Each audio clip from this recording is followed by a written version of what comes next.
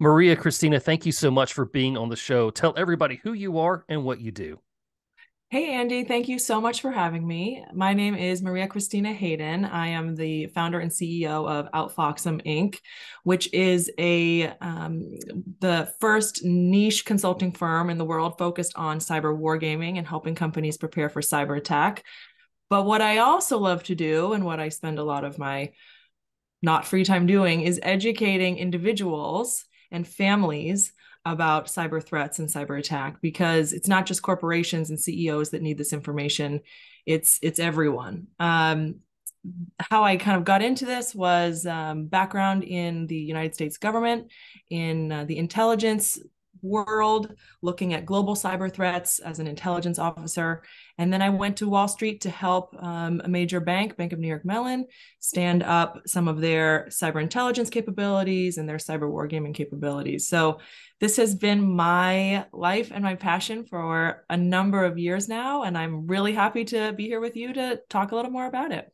Well, that sounds fascinating. Like you've had this really robust career so far. What got you started in cybersecurity?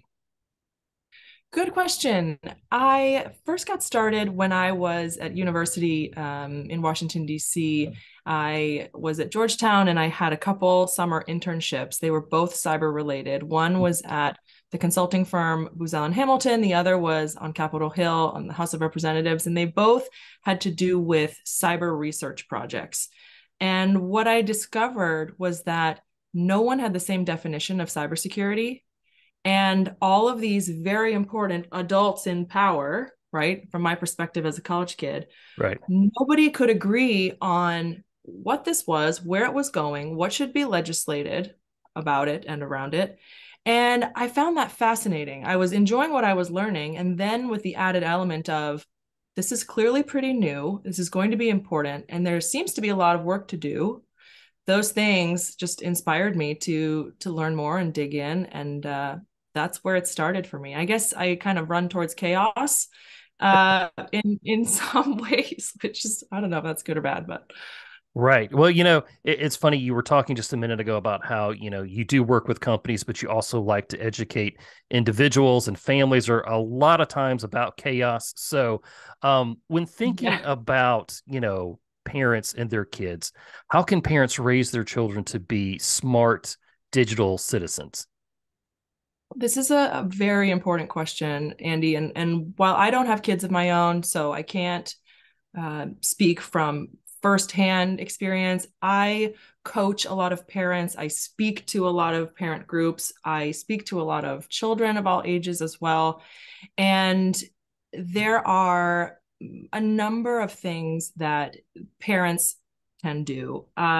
We could be here all day, but I'll summarize by saying a few high points, a few favorites. Um, One is that you as the parent are the CIO, Chief Information Officer, or the CISO, Chief Information Security Officer of your own home, whether you like it or not. This is a responsibility that comes with being the head of a household and having children, or anyone that you're the guardian of. You are responsible for helping keep them safe online, just like you are in the physical world. So I have a lot of parents say to me, "Oh, but this is technical. I don't know how to do this." Mhm. And I hear you, but you've got to make an effort. And I promise it's not as hard as it sounds. So when it comes to being the CIO or the CISO of your home, how do you start to protect your home better? You need to educate yourself about at least the major types of threats. And there are some really plain English, easy resources with which to do that, which I'm happy to talk about. From there, you need to have conversations with your children about what some of those threats look like. Are these super comfortable conversations? No. Right. Is Right. the birds and bees conversation super comfortable? No, but it's necessary. Talking about physical threats. In the physical world outside of the internet also can be uncomfortable, but they're important to keep children safe. So you have to know the threats. You have to teach your children a little bit about them so they know that it's a possibility, even in your home, which will help them become skeptical. Very good. And Yeah. Two other things I like to say. We have to get in the habit of telling our children that the internet is forever. Even if Hmm. something feels temporary, if it feels private or it's disappearing, it's not. Not only Right. because someone can screenshot it, but because all of these messages we send around the world are stored in somebody's cloud, in somebody's server, and we don't have control of that anymore. So children, the ones that I've come in contact with talking about this, when you say forever and explain why, you can see kind of something changing in their mind where, oh, you mean I can't trust this, that Snapchats are going away?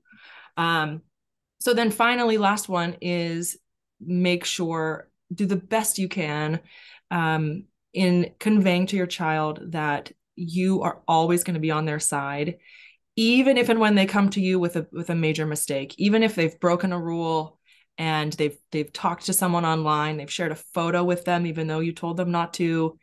If they don't feel comfortable coming to you when things get weird, it's going to be a much more painful Right. situation. So Right.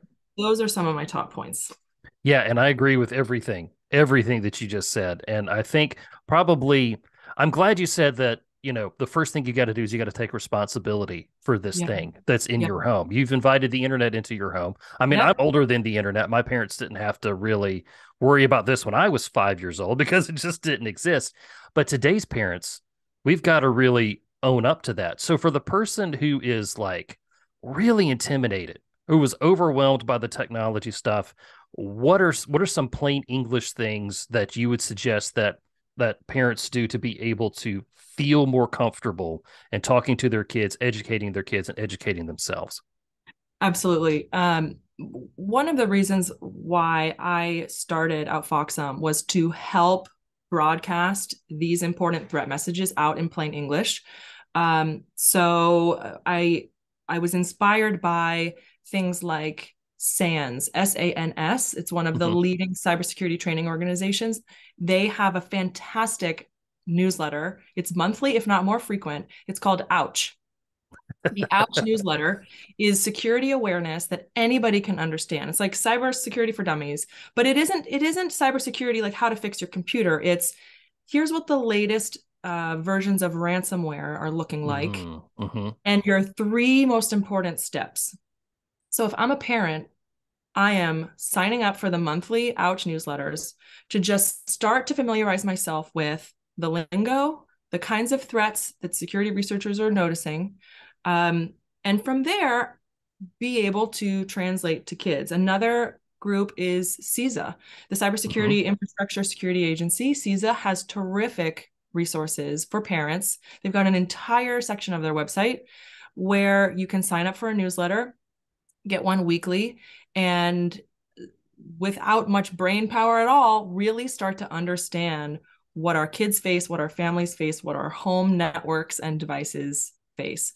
And then throughout Foxum, I'm trying to add to that and plug the holes that I see with our own newsletters and Instagram videos, and just trying to cover all bases. But there are plenty of resources for parents who are interested. Yes, and that's awesome. So thank you for sharing that. I Sure. often think, people like yourself, if you can make me understand what's going on, you're doing a great job. So I don't have the technical expertise. A lot of what I hear you talking about is preparing your kids for what to find online. And I feel like the online world, most people are afraid that their kids are going to find pornography online, which is a Sure. great fear. I understand that. But Yep. there's a lot of other stuff out there too. There's Mhm. things that are going to influence how your kids think. Unfortunately, I can't scroll through some social media apps without seeing somebody get really hurt or I things like know. that. Yep. What what are the what are the biggest concerns, or what are the trends that you're seeing that parents are going to need to be worried about today and kind of going forward? Sure. You're right in that there are many different kinds of damage that can be done to children's eyes and psyches and brains as they spend time online. It isn't always as obvious as um, you know, bullying or Right, extortion. right. Um, that being said, if you had me list out just a couple of the most concerning threats that I'm watching, it is the extortion that isn't even based on truth. So that's one. So Okay. in some cases, a child has really shared an image, and they're then being extorted. There's a demand being made on them, right, Right. Right. to pay, so that the image is not shared, which of course it will be shared anyway. Yeah. But we're seeing, in addition, criminals who assume that the child does not have a camera cover on their camera, on their Mm. phone, or their laptop, Mm-hmm. and sends a message via email or text or some other way through a game saying, I have been watching you for the last 3 weeks. I have seen this, I've seen this, I've seen this, I've seen this, I've seen you naked. Um, and they will threaten the same way as traditional sextortionists ransom and demand. Mm-hmm. But there isn't actually any truth behind it. And so a really Mm-hmm. simple way to avoid this is to have all of your children put camera covers on all of your devices, front and back of the phone Mm-hmm. and on laptops. And that way, if they receive a message like that, they immediately know that it's fake. There is no emotional entrapment, questioning, shame, because they know that their camera has been covered. Very cool. So that can go a long way. Yes, it means you have to move the camera cover when you use your phone. It's annoying on the phone, but it's less annoying than dealing with scammers. Sure. Yeah, I would say so. And that's where we go back to the whole responsibility issue. We have to take responsibility for what's going on. We have to take one extra step to make sure that we're going to be okay. Mm-hmm. One of the things I was really excited to talk to you about is for my particular place in life right now, I'm Yeah. not only thinking about how to protect my kids online, I'm also thinking about how to protect my adult parents online. We are part of this, I am a part of this sandwich generation right now where I am dealing with people who grew up with the internet and then people who did not at all. And so that can be kind of a weird place to be. How can you help parents understand, okay, here's a new threat. How do I tell a child about it? How do I also tell an adult parent about it? I'm so glad you brought this up, Andy. I think there is so much focus on children, as there should be, but elder populations are as highly targeted as children, Mm-hmm. and have been for many years for different reasons. When you talk about people that are, in their 80s, even a little bit younger, criminals know that these folks did not grow up with technology, that the technology that they use today. They are at the stage in life where they're often sitting on financial savings. They may own a home. They Right. may have built up long, fantastic credit scores, credit histories. They're often unsure how to report Mm. fraud or crime, and criminals know that there's a lower likelihood that someone like that will report them.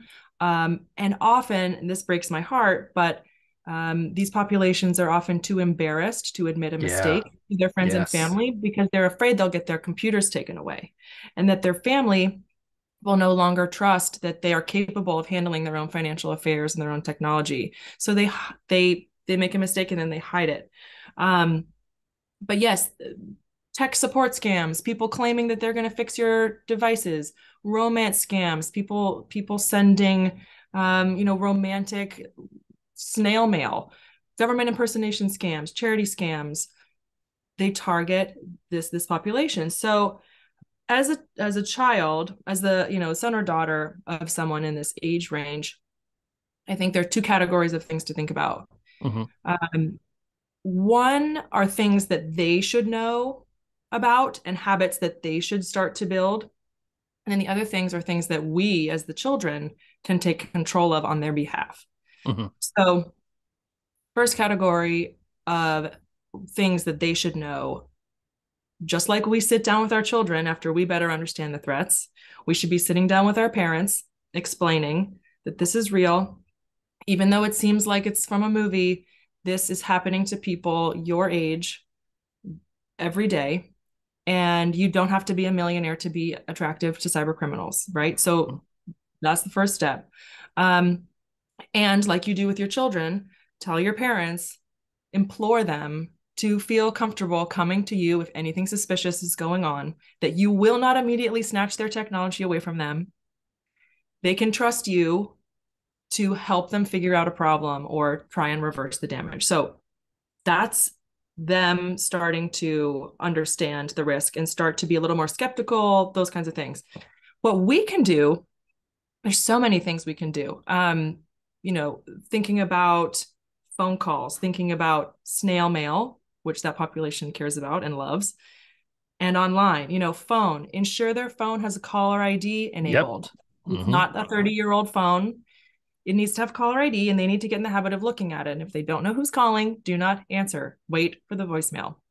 You will weed out 70% of the scams facing your parent if they can just pay attention to caller ID, but they're not used to it in many cases. So that's a habit they need to build. We can help filter their physical snail mail if we Mm-hmm. live nearby. There are also ways to do that digitally with the post office. You can get a scan of everything arriving Mm-hmm. to a post to an address that day. You could say, "Hey, mom, there are a couple charity envelopes that look a little suspicious to me. Like, don't immediately send money to those. Let's look at those together when I'm in town." Things like that. Online or with the computer, definitely install an antivirus program on their machine. Um, Check their machine for any updates that you could run. Mm-hmm. Think about doing Mm-hmm. that monthly. And then know that if they come face to face with anything suspicious, don't expect that they will know how to report that. Mm-hmm. You know how to report it. And you can know as of today that you can report with the FBI, with the FTC, and those are the two big ones. Mm-hmm. Um, Anything that's going on with them. So, Right. um, what are your thoughts on those? I'm sure you've got other advice as well. That's true. But one of the first things that I recognized, I had these thoughts, and then you Yeah, connected the dots for me that if you need to have an open relationship with both your adult parents and your kids, but they have the same fear that you're going to intervene and take away their technology. And that that's just hit me. And I was like, oh, wait a minute. Like I knew like that existed for kids, but you know what? It also exists for the adult parents as well. So I really feel like you're saying you just need to just sit down and just level with your adult parents and with your children. Hey, that yeah, this is what it's going to be. I'm going to help you through this and we're going to yep, work through this together because that's proactive. Because the right. last thing you want to do, just like you talked about with kids with sextortion and you talked about with the adults with, whatever scam is going on, they Mhm. might try to hide that secret. And it's That's just right. going to get worse as it goes, right? That's right. I'm such a proponent of planning for when something bad happens. Like we could spend our entire life trying to prepare, right? Yep. And trying to block every possible threat. Um, why I focus on wargaming with companies is because if they spend millions of dollars on the technology to prevent, that's great. Something is still going to make it through a crack. So if you Mm-hmm. haven't practiced what to do when something goes wrong, I think you're in trouble. So we help them wargame. With families, you can try and, as the parent, understand every threat, educate compellingly to your children about every threat. There's still going to be a new one or something else that could Right. happen. Right. And so you have to have the preparation for after the boom, we say in the military, right of boom, um, where, okay, let's assume something happens. Do we have the trust and the mechanism? Have we had the conversation about what happens after? And if you can do that, then you don't have to worry as much about educating about every single threat because whatever happens, you can help resolve it. Right. Right. So, okay. I get this resistance a lot. I'm sure you've gotten it. We talked a little bit about this before we started recording. Yep. What do you say to the person who was like, well, you're being paranoid. Who would want to steal from me? That's the big question because everybody makes it super personal, like hyper personal. Why would Yep. somebody want to steal from me? And it's not necessarily that it's you as a person, it's really your bank account, right? Right. That's a question I get all the time, and it continues to I don't know what the word is. I guess amuse me. But the fact is, the unfortunate fact is, there are many different kinds of cyber criminal on this planet.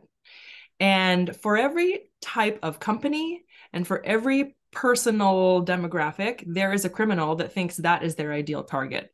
So if you think Ah. about it in terms of companies, you have massive companies and you have small, medium-sized companies, right? There's some criminals that are willing to put in the work and wait 5 years before hacking into a major company because they believe the payoff will be so much larger that it'll be worth the work and the wait.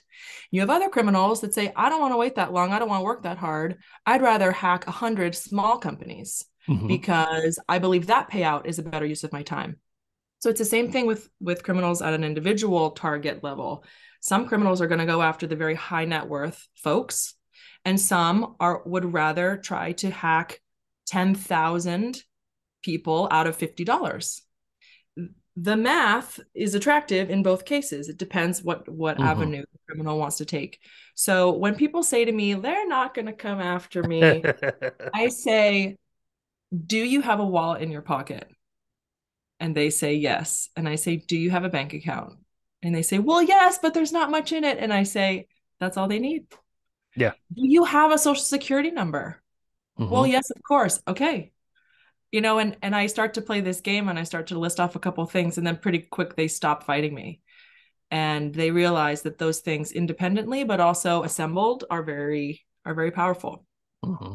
Hmm. They are. They are. So another common thing, and as we kind of wrap this up here, Sure. is when people are talking about all of this stuff going on, and they're saying things like, "Oh, who's going to want to steal from me? You're Yeah. being paranoid." All of that stuff. It's the paranoid part that bothers me. It's like Mm, I'm not being paranoid. Like this is on the news. This is happening everywhere. Like everyone thought they were okay until something went wrong. So like really yep. Maria-Kristina, like help me Yep. come back to saying like, hey, wait a minute, this isn't paranoia. Instead of like me getting all wrapped up in that word, how do I personally push past that point and say it's not paranoia, it's just the world we live in? How do I do that better? So you're right, Andy. It's easy for people to say that it's paranoia, and people who say that are typically the temporarily fortunate ones that have never seen any of this face to face. It's really easy for them to say, "Oh, come on. It's not Mm, that big of a deal. It's not that scary," because they have never been scared by it. They have never had a conversation with a loved one who was just on the phone with someone saying that their daughter was kidnapped and going to be killed if they weren't sent money, or right, you know right. um and that population is shrinking. I Hmm. find there are fewer and fewer people who have not either dealt with one of these threats personally or have not known someone close to them that's been through this. So, if it's any consolation, I think there will be fewer and fewer people calling us paranoid. Hmm. That's, unfortunately, because scams are everywhere. But I'm here to tell you, you're not paranoid. You're prepared. Oh, thank you. I For whatever appreciate that's that. worth. All right. Well, if somebody wants to know more about OutFoxM, how do they find you online? Sure.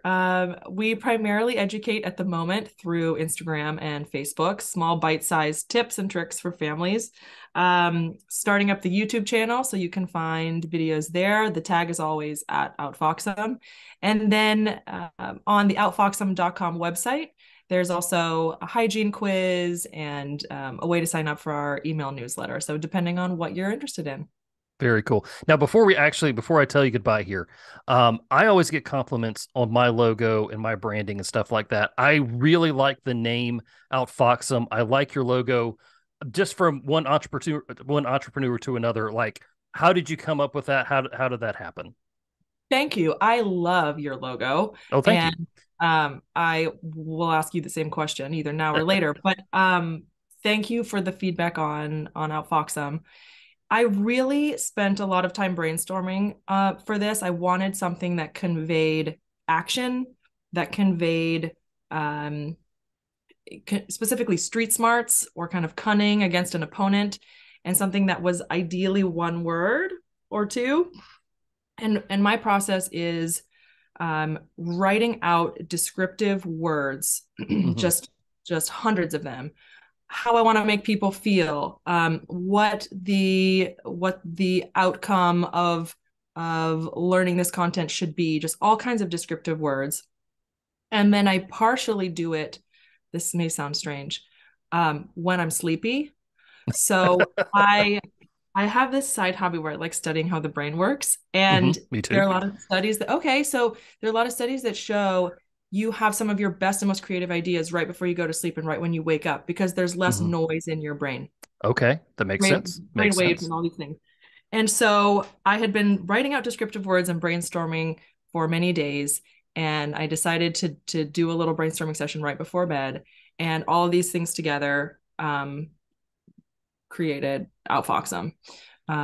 So I'm glad you like it. Very cool. Very cool. Yes, I do like it. I am excited about where you are now and where you are going to go. Maria-Kristina, thank you so much for spending time with us today. God bless you in your work in the future. God bless you too. Thank you so much for having me.